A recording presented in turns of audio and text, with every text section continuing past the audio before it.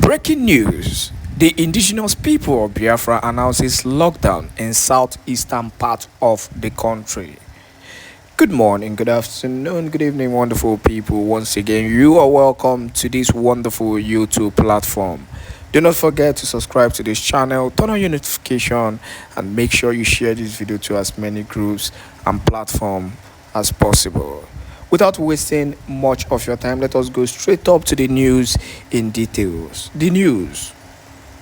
The indigenous people of Biafra IPOB has announced that a total lockdown will take place on May 30th, 2025 across Biafraland. The move is aimed at remembering and honoring men and women who died during the Civil War and those who fought for the survival of the former Biafran Republic. The group explained that this day is set aside every year for Biafrans to reflect on their history and remember those who lost their lives in the fight for independence. He said, the lockdown, which will run from 6 a.m. to 6 p.m., is meant to give people time to stay indoors and honor the memories of the fallen. The indigenous people of Biafra revealed that it has reached out to governors in the southeast and south to inform them about the lockdown. According to the group, the public should prepare for a full day at home with no markets, schools, church services, meetings or public events allowed during this period. They want Biafrans to stay indoors, spend time with their families and reflect on the painful events of the past. The group noted that activities lined up for the day include memorial lectures and indoor remembrance events. These are expected to take place both in Nigeria and abroad, as Biafrans in other countries have been urged to hold peaceful events such as town hall meetings and public gatherings, provided they have permission from local authorities. The indigenous people of Biafra also said it has informed the West African Examination Council (WAEC) about the lockdown. They requested that the council adjust its exam timetables so students sitting for the May-June SSCE will not be affected. While Biafrans abroad are encouraged to carry out peaceful marches in support of the day, IPOB made it clear that no protest will be held within Nigeria. The group warned that gathering in public spaces in Nigeria may lead to violence due to actions by security forces. They also stressed that their focus is to protect lives while still remembering their history. The group called on all Biafrans to honor the day by staying home and remembering the victims of the 1967-1970 war and other injustices they say have been ongoing since then. Finally, on the news today, they also used the opportunity to honor late Biafran's leaders and fighters who, according to them, gave everything to fight for those people's freedom.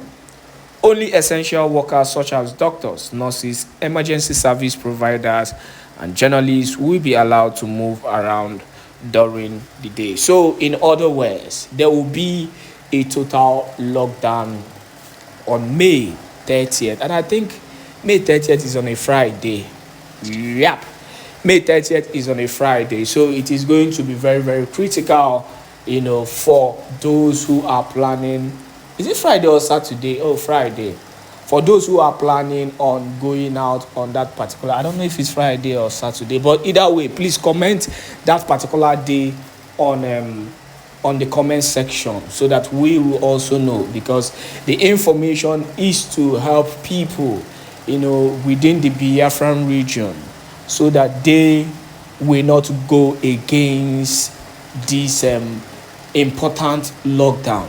Remember, this thing comes once every year, and May 30th is always the D-Day.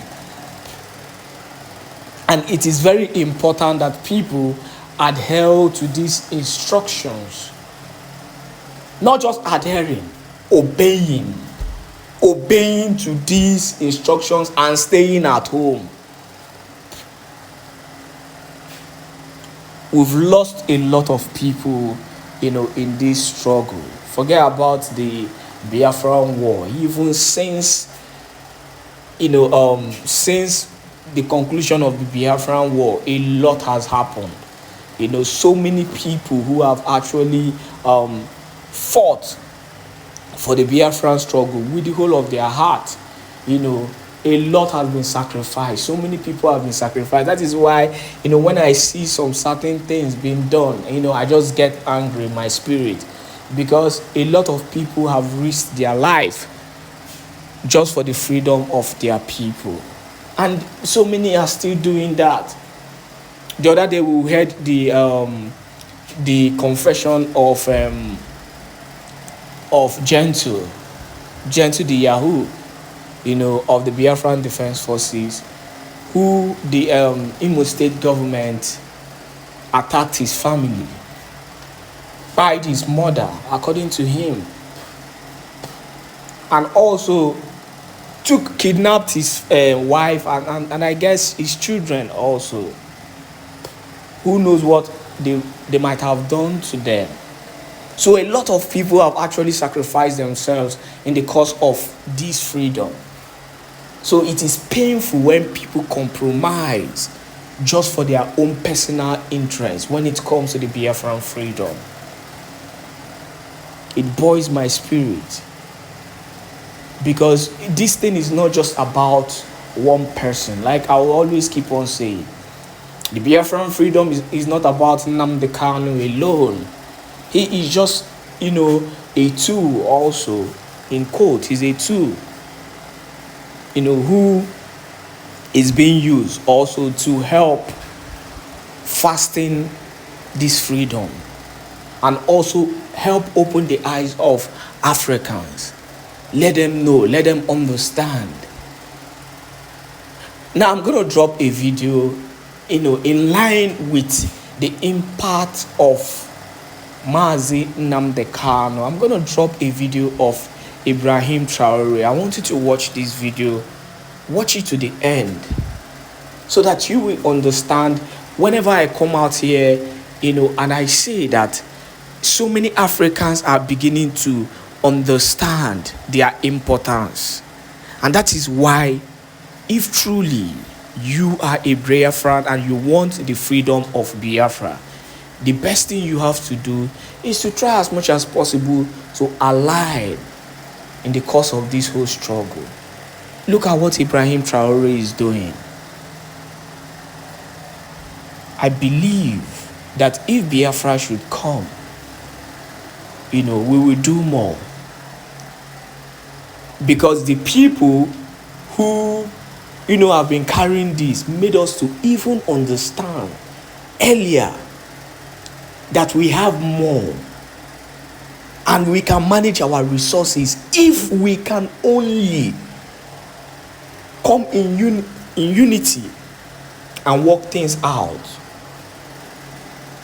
If you listen to the words of Mazi Nnamdi Kanu, you understand why Ibrahim Traore, talks with confidence and is doing whatever he's doing. I want you to watch this video of Ibrahim Traore, so that you will understand where I'm coming from and the importance of Mazi Nnamdi Kanu and how he has imparted into the younger generation in Africa and why there is a revolution currently. Please watch and make sure you share this video to as many groups and platforms as possible. Number of parameters to be put together. You must have seen that we did a lot of work to come up with a single security document for travel and everything. So it's evolving and things are going very well. I think they themselves contributed to diminishing their own influence because they have a paternalistic view of our relationship. You see, whenever you look at everything we do, every initiative we take, it's always about Russia. Someone speaks and they say they're influenced by Russia. Everything that happens, it's Russia. Why do they have their eyes closed like that? So Africans aren't capable of developing anything. Africans aren't capable. of inventing, innovating, or taking initiatives. That's what we're fighting against. And look at their speeches. Look at their speeches. Even the French president, always in his speeches, says that young Africans are influenced by Russia.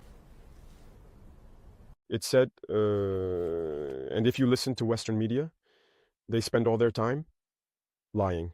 And look today, the AES, which is a model that's starting to take shape, they can't go a single day without talking about Burkina or the AES. It's impossible for them. And every time they try to spread information, to divide, to manipulate the youth. But it doesn't work anymore. I think people are aware enough. Now people have their eyes open. Through communication, they managed to rewrite history. And as for African history, they schemed everything to spread lies. As a result, some young Africans don't even know the history of Africa or what Africa has accomplished. Some don't even know that our grandparents fought, were put on the front lines as cannon fodder, and when they returned, they were killed like animals. Do people know that when France tested its first atomic bomb, it was black soldiers they placed nearby in the blast radius to see what would happen? Let's bring out the archives. Everything they've used against Africa is terrible. So all of this needs to be communicated so that young Africans understand, because there are still many who are asleep and continue to speak on behalf of the imperialists. Whatever they're told to say, they do it. Maybe it's because, well, they're given something, I don't know. But Africans need to understand their history and wake up. So that's our fight as well.